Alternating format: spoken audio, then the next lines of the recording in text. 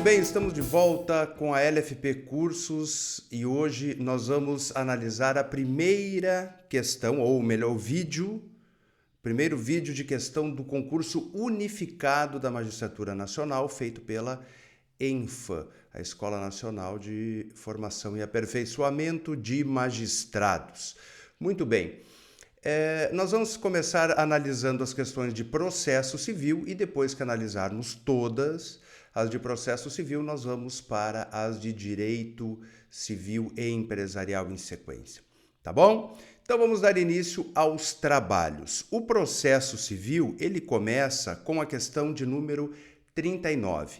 O enunciado, ele é enorme, mas eu vou mostrar para vocês que esse é um artifício utilizado para confundir o candidato.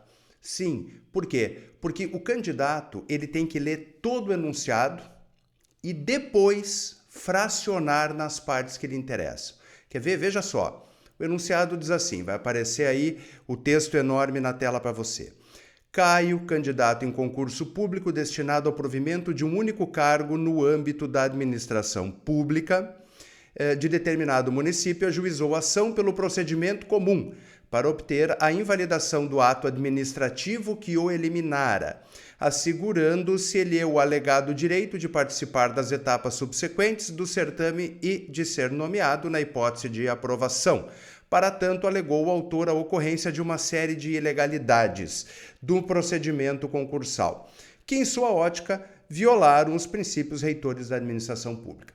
Qual é a primeira coisa que o concurseiro ele vai fazer aqui, o candidato? Ele vai ler essa parte e vai começar a ligar no cérebro dele direito administrativo, concurso público, ação, procedimento ordinário ou mandado de segurança, invalidação, jurisprudência, e não tem nada a ver com a questão.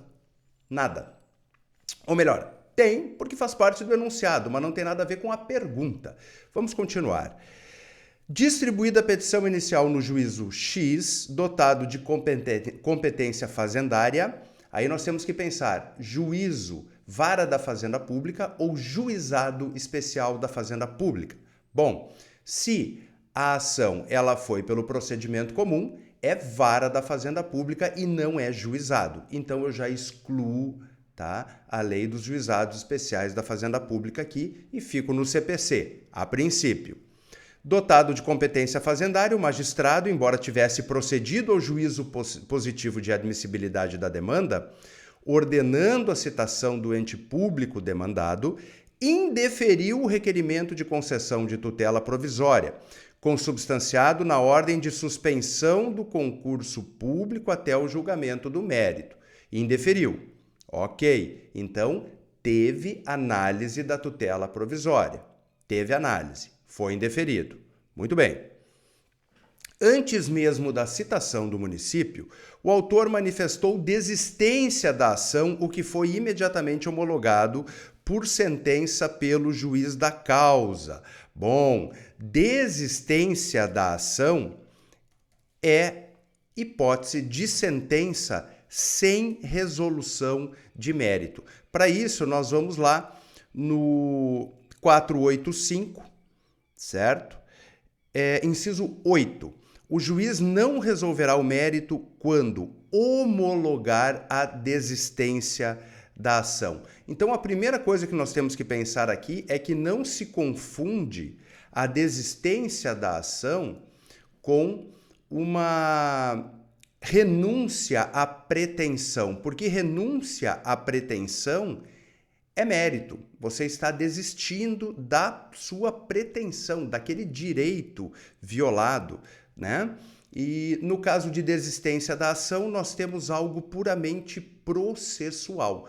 E se está desistindo é da ação que se encontra no processo. Muito bem. Então, sentença sem mérito. O juiz homologou a desistência da ação.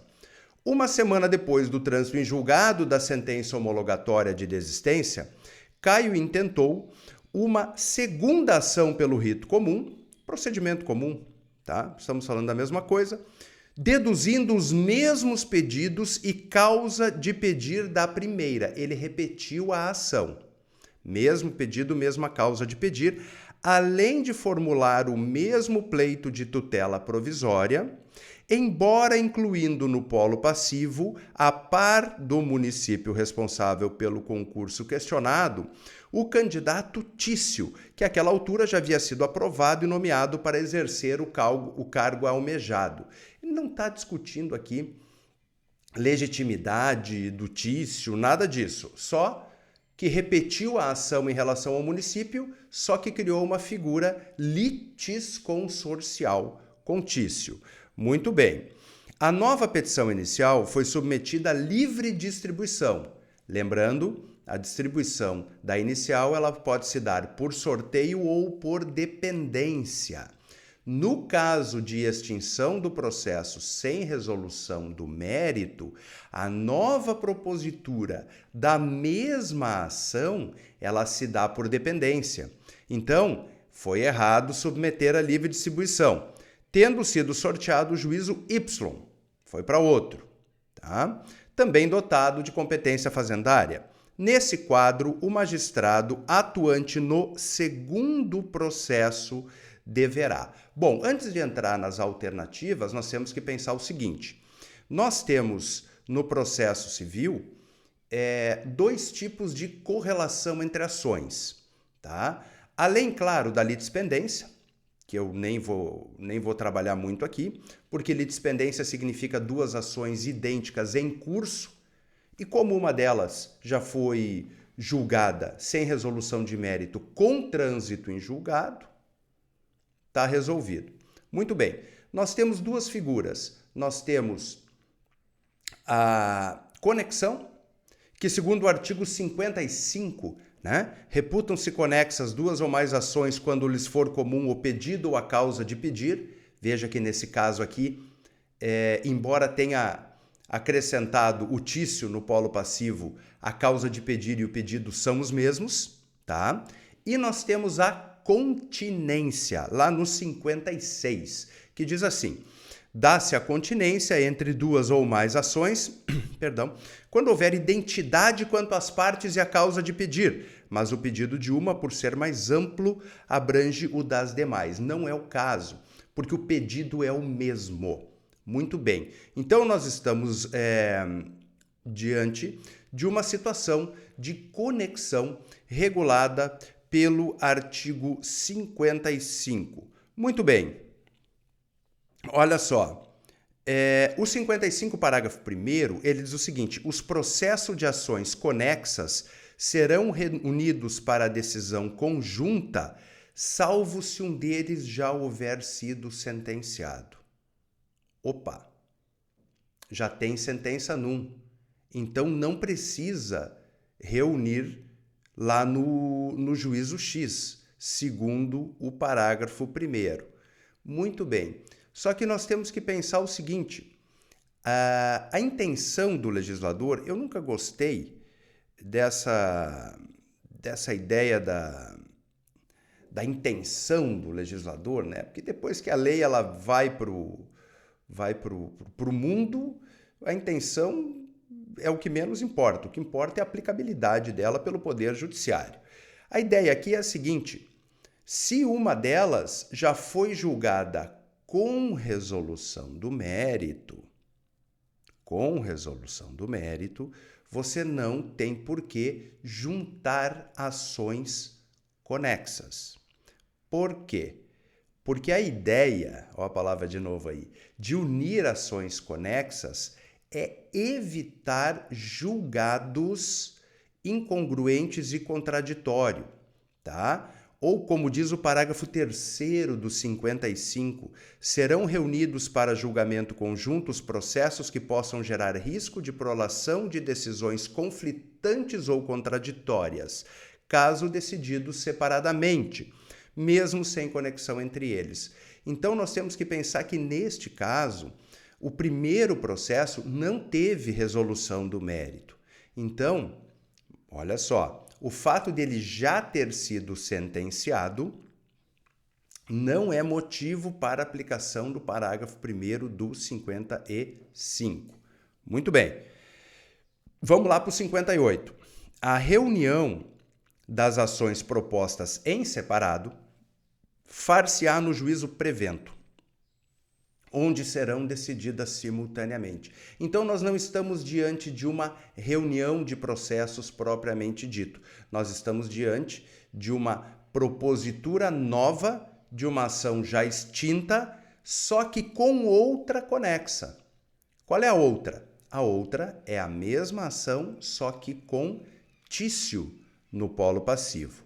Muito bem. Então, necessariamente, nós temos que pensar que o juízo X ele foi prevento. Até é importante, vou fazer um parêntese aqui, tá? É importante a gente analisar essa questão, porque nós temos também a figura da perempção. Quando o autor ele der causa por 3 vezes a extinção do processo por abandono. Só que só vai saber disso aquele juiz que atuou nos 3 processos. Então, aqui nós temos a prevenção como um elemento importante de absorção da competência. Muito bem, vamos ver as alternativas. Alternativa A. O juiz deverá declinar da competência em favor do juízo X. Me parece que sim. Né? Me parece que sim. B. O juiz deverá extingui-lo sem resolução do mérito diante do fenômeno da litispendência. Não. Litispendência é a pendência de ações idênticas. Nós temos isso bem claro no CPC. Como a primeira já foi sentenciada e transitou em julgado, a nova propositura não induz litispendência. Então, a B está fora. C. Proceder ao juízo positivo de admissibilidade, ordenando a citação dos réus. Aí é que está. Nada impede que o juiz proceda ao juízo positivo de admissibilidade, ordene a citação dos réus e só depois decline da competência. Pode acontecer, por quê? Porque compete ao réu, em preliminar de mérito na sua contestação, arguir a incompetência absoluta ou relativa. Então, a C não está errada, tá? Ela não está errada, mas ela acaba saindo um pouquinho daquele padrão de respostas de concurso. Mas errada ela não está. Bom, D. O juiz deverá extingui-lo sem resolução de mérito diante do fenômeno da coisa julgada material. Absolutamente errada essa assertiva, porque como a sentença não resolveu o mérito, o seu trânsito em julgado só fez coisa julgada formal, não fez coisa julgada material. Então a D a gente elimina. A E. Suscitar o conflito negativo de competência perante o tribunal, atribuindo-a ao juízo X. Não, o conflito de competência, ele acontece quando 2 ou mais juízes se dizem competentes ou se dizem incompetentes. Veja que o juízo X, ele ainda não se manifestou sobre essa distribuição da nova ação. Então não existe um conflito a instaurar. A E também está errada. Ficamos entre a A e a C. Veja que nós temos que agora analisar entre a A e a C o que diz o enunciado. A última linha do enunciado, ela diz assim: neste quadro, o magistrado atuante no segundo processo deverá. Bom, aí deverá é o A. Por quê? Porque a C, ele poderá. Ele não deverá. Ele não deverá proceder ao juízo de admissibilidade. Ele poderá fazê-lo, mas dever legal de ofício é declinada a competência. Então, a alternativa correta nesse gabarito da prova tipo 1 do concurso unificado da magistratura, da questão número 39, primeira questão de processo civil, é a alternativa A. Espero que você tenha gostado. Nós estamos publicando vídeos sobre questões de concurso da magistratura toda terça-feira. Se Deus quiser, se tudo der certo, claro, talvez publique na quarta, mas terça é o nosso objetivo, a nossa meta. Se você gostou do conteúdo, se inscreva, curta, compartilhe e ative o sininho. Muito obrigado.